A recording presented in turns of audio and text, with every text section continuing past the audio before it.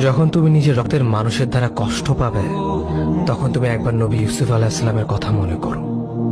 তিনি কিভাবে নিজের ভাইয়ের দ্বারা প্রতারিত হয়েছিল। যখন তোমার বাবা মা না বুঝে তোমার বিরুদ্ধাচরণ করে, তখন নবী ইব্রাহিম আলাইহিস সালামের কথা মনে করো। তার বাবা তাকে আগুনে নিক্ষেপ করায় ভূমিকা রেখেছিল। যখন তুমি সমস্যা থেকে পরিত্রাণের জন্য কোনো পথ পাবে না, তখন ইউনূস আলাইহিস সালামের কথা ভেবো। তিনি কতটা সময় তিমি মাছের পেটে আটকা পড়েছিল। যখন তোমার নামে কেউ মিথ্যা অপবাদ ছড়িয়ে দেবে, তখন মা আয়েশা রাদিয়াল্লাহু আনহার কথা মনে করো।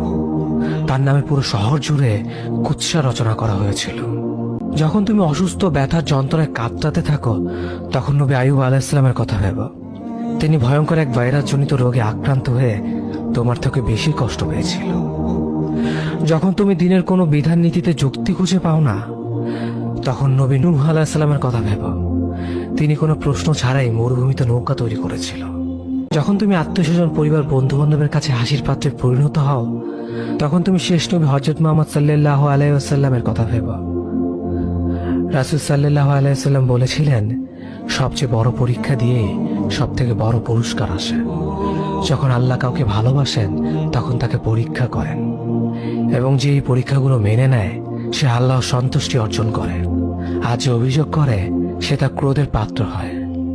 হে আল্লাহ, তোমার কথা মনে করা, তোমার প্রতি কৃতজ্ঞ হওয়ার এবং তোমার ইবাদত করার তৌফিক আমাদের দান করো।